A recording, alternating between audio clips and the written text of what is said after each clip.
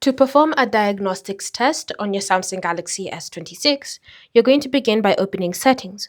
Then you're going to scroll and select Device Care. And then from here, you want to scroll down and select Diagnostics.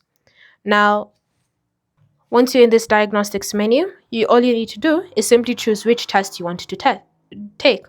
You have your phone diagnostics, which is just a generalized diagnostic test of everything or of every function on your S26. You have the app battery usage diagnostics, so it checks which apps drain battery quickly, and it has the app safety diagnostics. Once you decide which test you wish to take, so let's say you decide phone diagnostics, all you need to do is simply wait for it to go through the test. Bear in mind, some tests will need some interaction, such as the microphone test, the S Pen test, and all sorts of things.